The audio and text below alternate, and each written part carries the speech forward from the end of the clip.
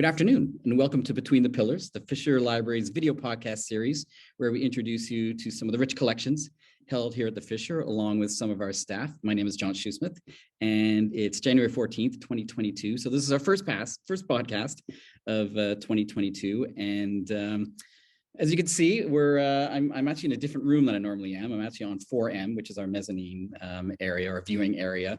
We're still basically in some strict COVID protocols. So I'm trying to maintain my distance from the Fisher staff that are here. And as you can see, I'm maintaining, unfortunately, a socially distance from today's guest, Lindsay Zier-Vogel, who I'll introduce more formally in a minute. We had originally hoped to do this at Fisher, but unfortunately, we're in a sort of a minor lockdown again. So we do the best we can. I'm here. Lindsay's doing her bit remote, but we've got a lot of really cool things to show you.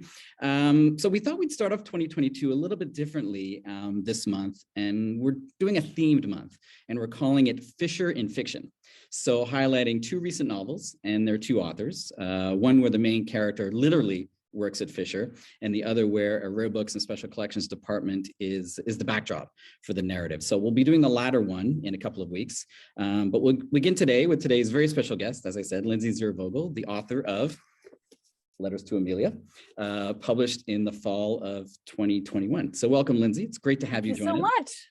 Thank you. So just to introduce you, you're many things. You're a writer, you're an educator, you're a bookmaker and artist, which we will discover shortly. You're a love letterer. Some might know Lindsay from her wonderful love lettering project that's been profiled in the past by CBC and other media. Have I missed anything? Are you anything else? That's a lot. I also write grants. That's the other thing that I write grants, like every other writer, I guess. Yeah.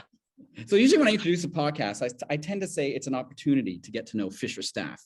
And we're sort of doing that with this one as well. So while Lindsay doesn't work at Fisher or U of T, she's created Grace Porter, a character in her first novel, as I said, Letters to Amelia, that does work at the Fisher. So before we get into the details of why you placed Grace at Fisher, let's talk a bit about the novel itself. Tell us a bit about it. So the novel takes place mostly at the Fisher, but also in and around Toronto. And it explores, so Grace is the main character. She is a 30-something-year-old library tech who works at the Fisher, and her heart is just broken at the onset of the novel. Her partner of 7 years has just left her. She is reeling with this news, doesn't know up from down, shows up at the library, and her boss decides to hand her this box that they found that is filled with these letters. She doesn't really care. She's too deep in her grief to really care what they are, but it turns out they are letters from Amelia Earhart to her rumored lover, Jean Vidal. So Grace is tasked with transcribing these letters and, or maybe not transcribing them, but making summaries and synopses, for an eventual portal so that the Fisher can be on the map and have all these letters sort of out there in the world. So as she's piecing together these letters, she's also piecing together, Amelia's story, Amelia Earhart's story. Amelia has a lot of ties to Toronto and to the U of T neighborhood. And as she's doing that, she's healing and she's sort of, figuring out her way through grief. And then I think it's on the back. It's on the back of the book, so it's not a spoiler. Okay. So Grace finds out she's pregnant, right. And when she does that, it's a real turning point for Grace. So instead of just reading all these letters and being inspired by the letters from Amelia, she finds out she's pregnant. She's not expecting to be pregnant, and she begins to write her own letters to Amelia and finding a connection to this, historical and also semi-fictional figure for her. Amelia has not existed in the world that we live in for quite some time. Right. So she connects with Amelia through these letters that she begins to write to her. So as her pregnancy progresses and she gets more and more anxious about what's going on, and the letters are about to be launched into the world through this portal, Grace finds a lot of comfort in writing her own letters and having her own sort of connection to Amelia Earhart. We should make clear, by the way, that the letters themselves are fictitious. The Fisher does not actually hold, unfortunately, letters from Amelia Earhart. So we maybe one or two in some sort of backlog, but I don't think we have any letters from Amelia, unfortunately. So actually, I will say, sorry, I was just going to say that when the book first came out, my publisher kept getting calls from press saying, wow, like, are these letters real? Right. Which made me feel very delighted that No, that's they were great. written in such a voice that actual media people thought that they were real letters. So maybe you can just kind of read an excerpt from the book, because we'd Sure, love sure. to hear. Let's get a flavor of your writing and the book Sure. itself. So I'm going to read from the beginning, when Grace shows up at the Fisher. And, Great. so here we go. The July heat thickens the air, the humidity clinging to Grace's skin as she locks her bike next to the library. The library that doesn't look like a library, with its concrete edges, geometric and triangular. People say it's supposed to be a peacock, and from certain angles it looks like one. Its head jutting out on a long neck, its concrete tail feathers fanning out against the sky. The main library is the body and tail, but Grace works in the breast of the building, the Thomas Fisher Rare Book Library, where ivy frames the windows, softening the concrete.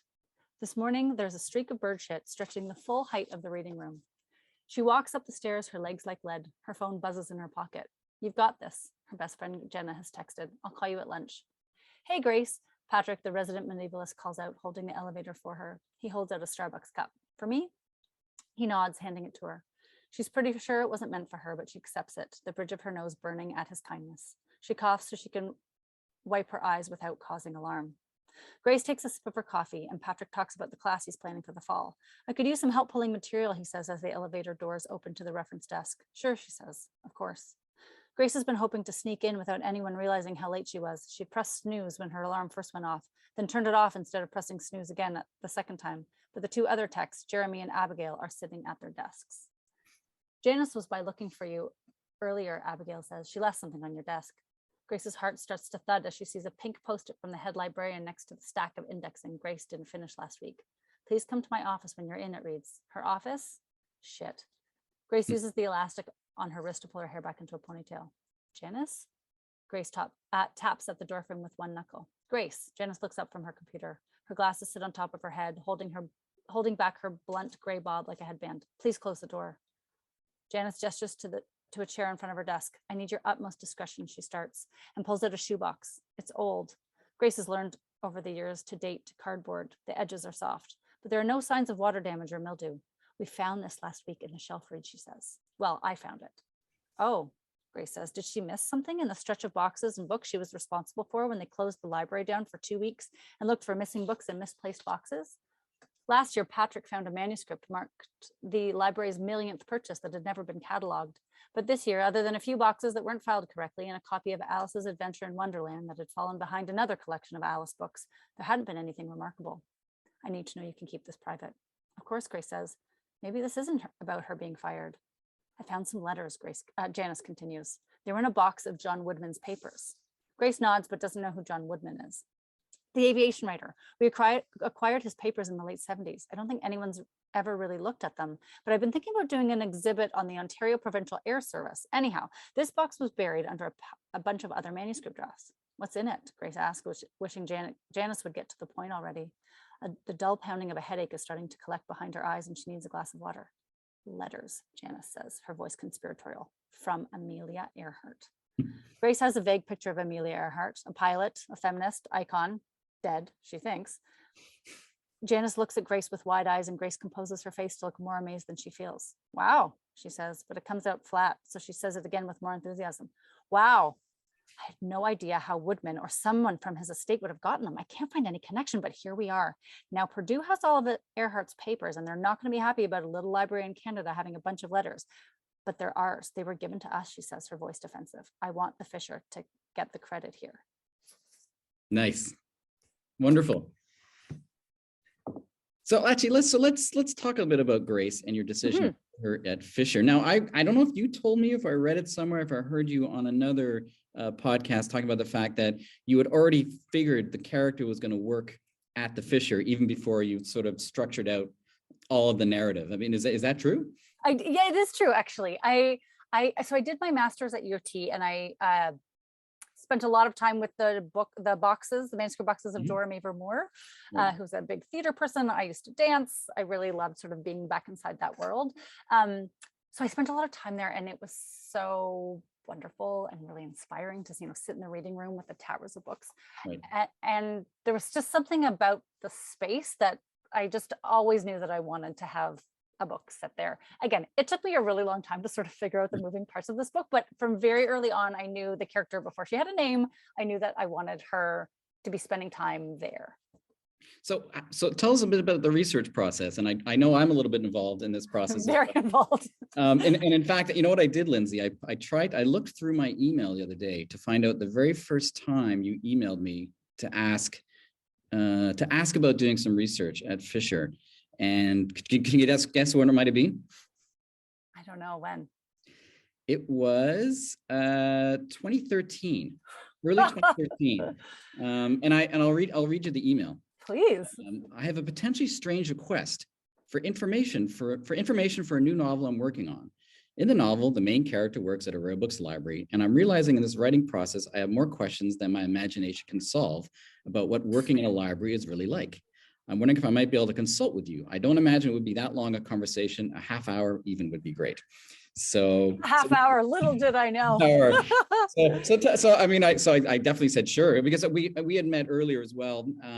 From I knew you from your bookmaking, because I wanted to include one of your books in an exhibition I was curating at the time on the Small and Fine Press.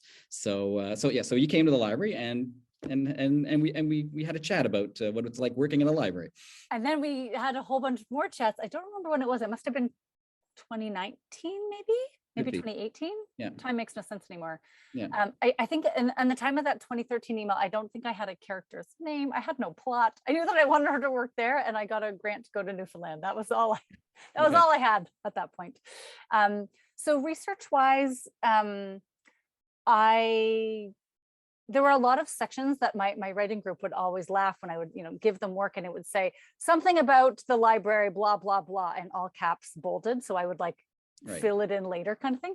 And so I came and met with you, and you took me on a tour of everything, which was so fundamental.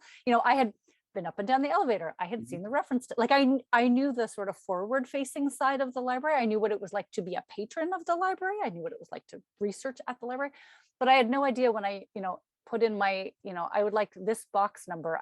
I didn't know all the machinations of what happened to get the boxes delivered to my desk in the reading room. So that was so amazing. And I think for me, figuring out, the basement and the sub base, I had no idea how low underground you could get, or how high up you could get in that neck of that bird.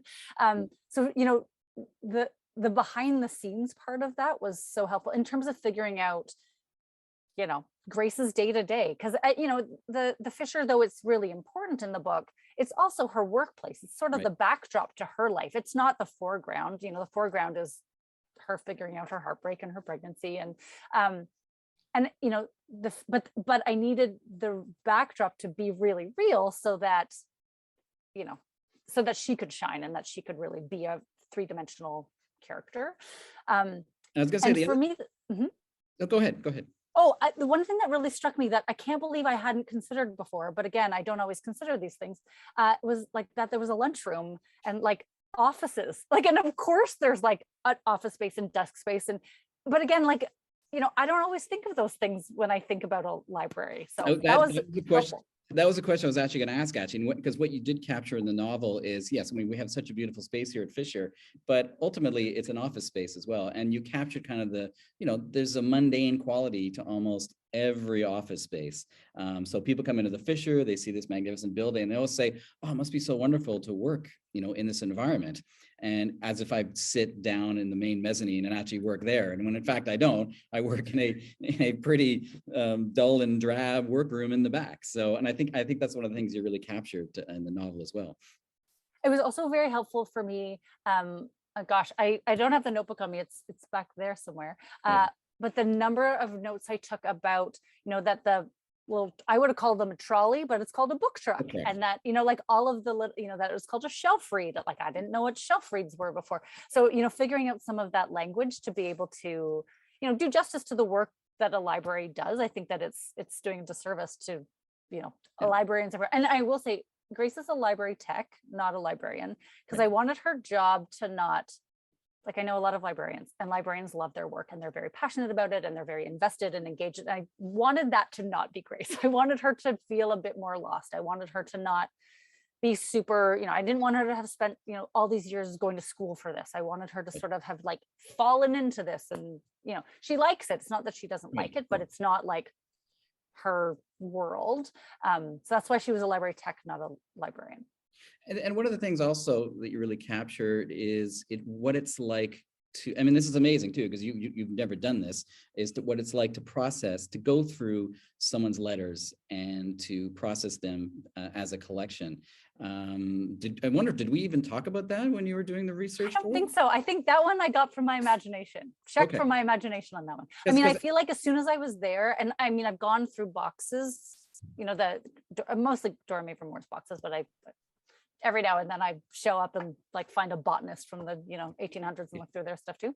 And so I think I don't know, my brain is very categorical like that, and so I could sort of imagine what that would be like. And also I loved the idea of like, you probably don't do this, you said that you do it in like a small table, but like covering an entire reading room with someone's stuff. I just love that idea. We've done that. We've definitely done that in the past. So what I want to segue into actually kind of my experience, and the reason why it really did resonate with me, because the very first thing I ever did at Fisher, even before I did any research here, was to actually process an archival collection.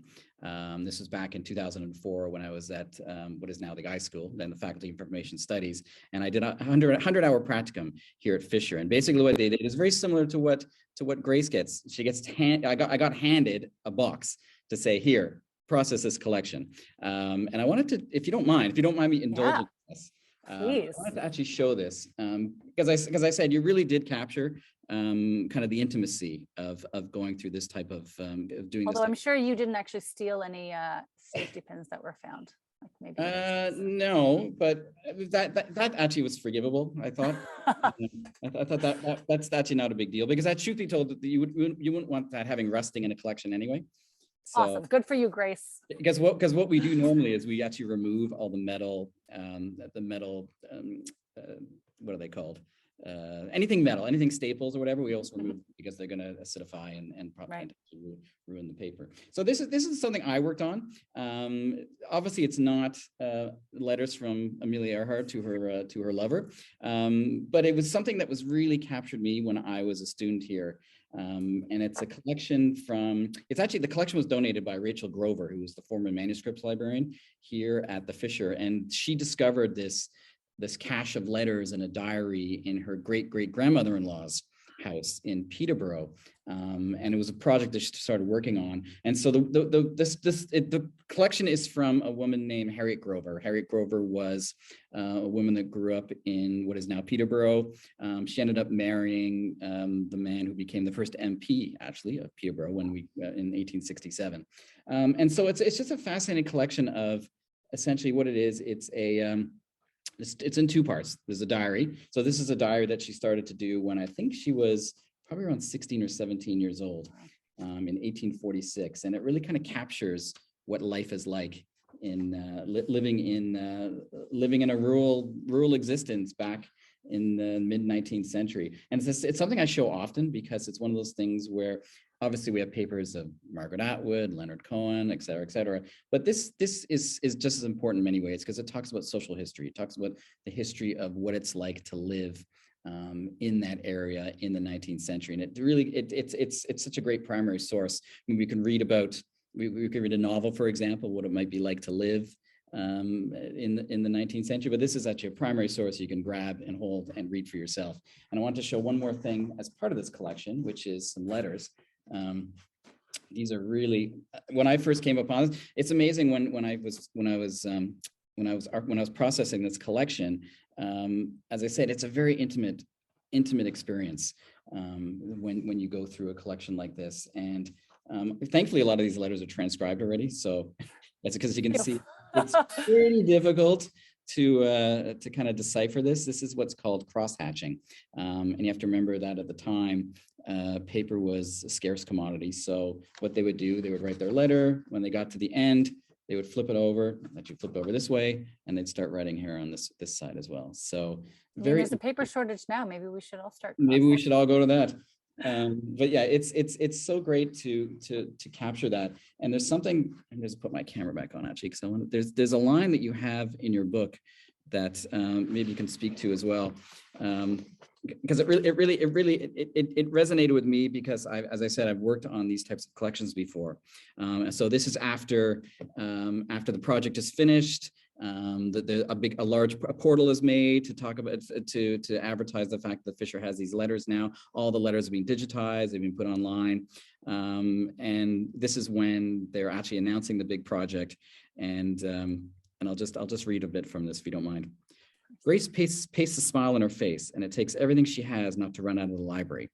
The project has doubled, tripled, quadrupled in size over the course of the meeting, and the letters have moved further and further away from Grace to the digital humanities team, the digital preservation team, the heads of donor and alumni engagement. She wants to grab the box back and take it back to her desk, unfolding the letters one at a time, lifting the torn envelope flaps, watching Amelia's scrawl loop over and over again. And as I said, that really captures what it is like, the process of going through this type of collection. I mean, obviously, I want to talk a little bit about your own kind of lettering as well. I mean, this is something, obviously, it's good you picked this type of topic for your first novel because you have such experience with lettering, with writing letters. Maybe you can talk a little bit about that. Sure. So I have a letter right here. This is a letter from my grandmother. Right. So my grandmother and I wrote letters to each other from when I was so small. It would literally just be like this on a piece of paper, and then my mom would transcribe it for me. Right. My grandmother lived in Oshawa, so an hour out of Toronto. I saw her every single weekend of most of my childhood.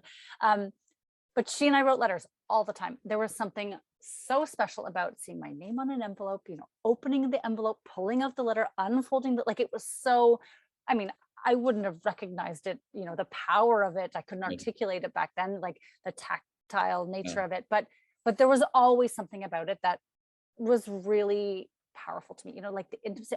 I can't even look at if I look at my grandmother's handwriting, I will start crying right now. Like, there's, something about, that immediacy, like, and, when you send a letter, it's often to one person, right? Like, it's a direct connection, and yet it's, physical. We don't have a lot of other objects in this world that have that can hold all of those things. So letters have always felt really important to me. A friend of mine from when I was in grade 7 just handed me a stack of letters that I got that I sent her when I was, 12. Right. So I just read all of these letters that I wrote as a 12-year-old, which was a very trippy experience. So in 2004, I started something called the Love Lettering Project, where I started writing love letters to different parts of the city, to books actually in the main part of the library, your library. Mm-hmm. And the project grew, and I now ask others to write love letters to their communities and then hide them for strangers to find, to sort of spread the love, to bring letters into people's lives, to bring that opening up of the envelope, to bring that intimacy, because when you're opening up an envelope, you have to be in the moment. You can't be a million other places in a way that, you can open an email and be scrolling Instagram and answering 16 questions and watching TV at the same time. Like, there's something about it that really shifts our awareness and perspective. So I've been doing that for quite a while. I knew before I knew anything about this project, I knew this project was going to have letters in it. Again, even before I knew that I wanted it at the Fisher, I knew that there were going to be letters in it. The part of the book that was sort of the last in coming, that is maybe like one of the most fundamental parts of the novel, was the letters from Amelia to her lover. Like, that came after the book had already been purchased by the publisher. Oh, really? Like, that came really late in the game.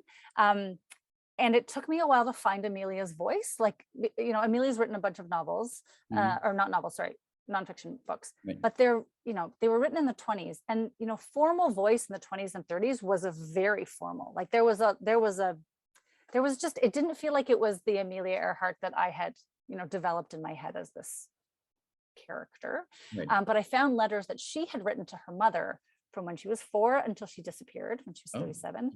And reading those letters, again, it's a strange experience to be reading letters that were not meant for you, right? Like, there's something that is, it feels a bit, voyeuristic. It feels a little bit like, a breach of trust, but it's also really fascinating, and you learn so much about someone. Like, I thumbed through her books, got nothing out of them. I opened these letters and I read every single one. Like, there's just, her voice is there in a way that, it isn't informal correspondence.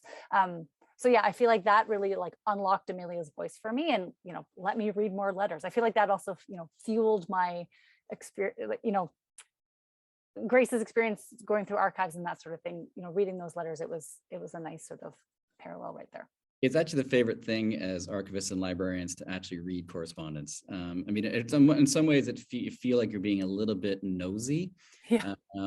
But on the other hand, the things you learn about people in those most intimate of connections, as you say, writing to one person, I think that's probably the most fascinating thing that we do, I think, when we process collections. I'm sure. And because also you can put them together with, of a big thing in a person's life, but to hear how they were feeling about it, or like all that other stuff that makes the thing, exactly, more three-dimensional. It's exciting.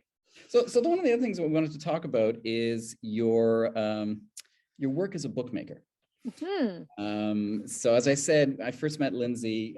So prior to when she'd started doing research for her letters to Amelia on the Fisher, I met you through the work you did as a bookmaker, and I actually sent you an unsolicited letter, actually, an email, probably about a year before you contacted me about getting in touch to do some research on Fisher, because I think I'd read something about your love lettering project, and I went to your website and I saw that you had all these books that you made, which were fascinating to me, because at the time I was putting together this exhibition called the Small and Fine Press in Canada, and I wanted to show the fact that bookmaking was such an important part, and is still an important part of what Canadian book artists are doing. And so what I wanted to show, we've been purchasing Lindsay's material over the last few years, with more to come, I think, because unfortunately I don't think you're doing much bookmaking anymore. So maybe these might be some of the final. I feel like this is re-inspiring me, all of this book I hope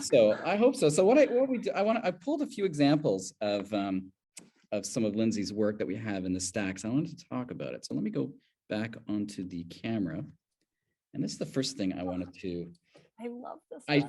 I showed these to Lindsay just before we came on air, and she said, I definitely want to show this one. So talk us through this.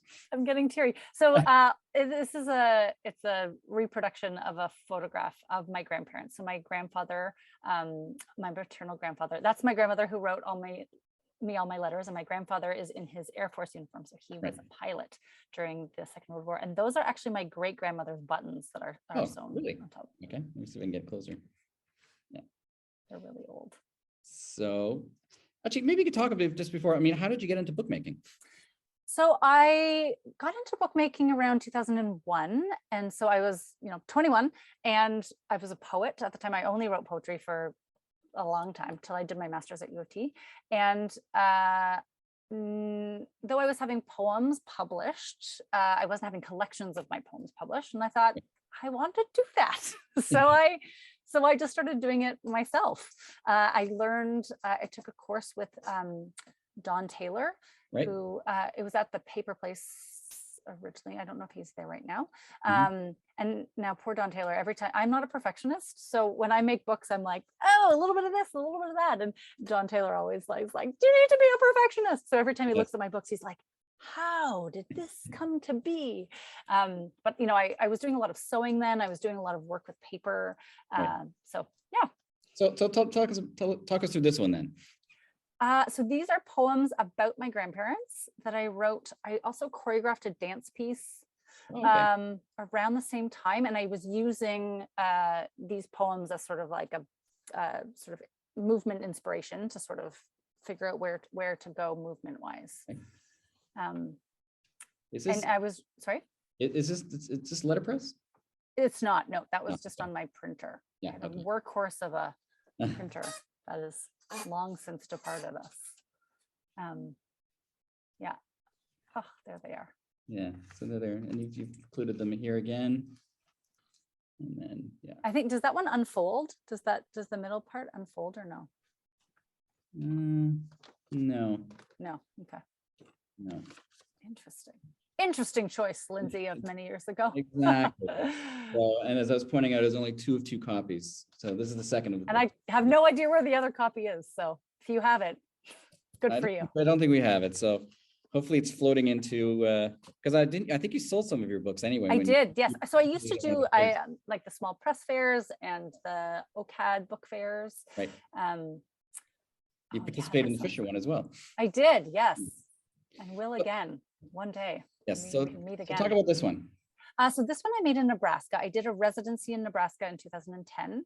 And part of the residency was that you had to work at the residency. So it was called the Art Farm, and it was this very dilapidated farm in the middle of nowhere in Nebraska, far more dilapidated than I thought going in.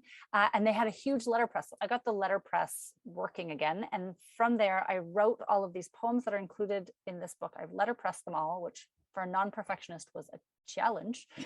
And then I hid all these poems throughout the farm. It was a huge sprawling space.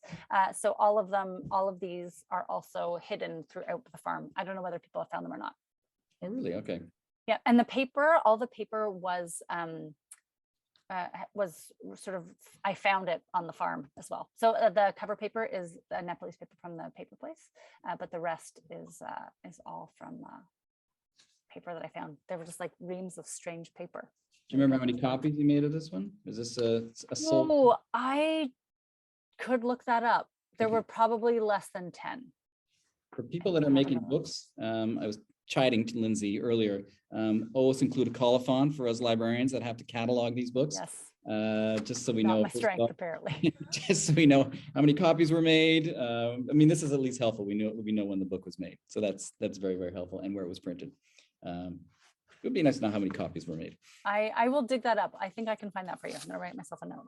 Okay. And so let's show this last thing. This, as I said, this is one of probably we've got 10 or 15 of Lindsay's books here at Fisher. And now this one, again, you can tell that I love binding with the Nepalese paper. I actually have a huge stack of it just on the other side of the camera. It is the most forgiving cover paper. So what's this called? I have no idea. It's actually, well, there's no title page, so we have to base the title on the cover. It just Forget Me Not. There we go. I remember I remember when I got the idea for making this. I remember that I remember picking the Forget Me Nots. I don't remember writing it. Okay. I think you said it was like 2013. What you said? It was 2010. 2010. There you go. That was right before Nebraska. And so that it says Puddle Press. So I had a press back in the day. Yep. That was called Puddle Press. So a glass dish, a nickel, a penny. So you don't remember writing these at all? No. Okay.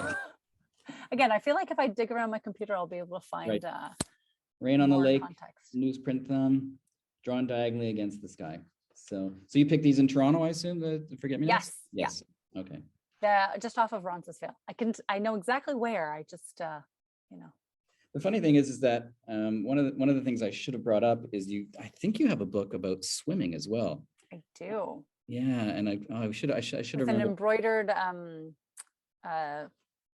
like a ring buoy on the front. Yeah, amazing. So I mean it obviously, since you're a mother of 2 children, you probably don't have the time to make books anymore. But does this, as I said, does this kind of whet your appetite again to? Oh, so much so. And I was saying earlier, I haven't been writing poetry in a while because I've been writing, this and another one that got shelved that will never see the light of day, which was actually about a lifeguard. And I think that's where I was very into the ring buoy imagery for a while. But I've just started again. I've just started writing poetry again. I've also been writing kids' books, and I feel like, again, that like play with language has it's sort of, that's when I want to make books again, like when I start playing with language and I can sort of see it laid out on the page. So yes, I'm feeling a bit excited about it. Yeah, because to me it's great, because especially poets can, obviously anybody can publish on the web these days. You can have a blog or whatever, but something like this, that's not ephemeral.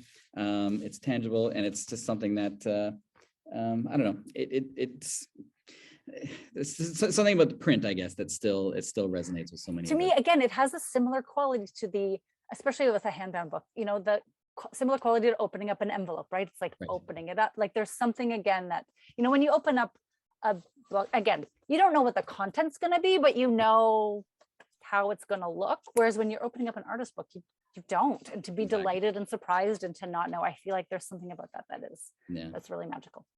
Anyway, Lindsay, this has been great. I really Thank you. appreciate you starting off our themed month of Fisher and fiction. I also noticed that this tells you how long it's been. A long time since I've seen Lindsay in person. She needs to sign my book. So as you can see, there's no. Once this lockdown ends, I'll sign your book and I'll bring you my new books. Yeah. So, and by the way, I should mention this is published by Book Hug. And the publisher, Jay and Hazel Millar, Fisher has a connection with Jay Millar as well. Jay, much like I did at a practicum at Fisher, actually did a practicum at Fisher as well when he worked on some concrete poetry. So I originally knew Jay even before when he was a book publisher at the time, and I didn't even know that. So I thought Jay was just an aspiring librarian. So it's great. So there's a lot of connections, a lot of Fisher connections here with this one book. So again, thanks, Lindsay. Thank you so much. I really appreciate you being on. So we're going to be back in 2 weeks' time with one of my University of Toronto colleagues who also did she did a practicum here, but I think she also was a student employee here as well. And we're going to look at her book, which is called The Department of Rare Books and Special Collections. So hopefully in 2 weeks you'll join us. So thanks again, Lindsay, and I hope everybody has a great weekend. Take care, everyone.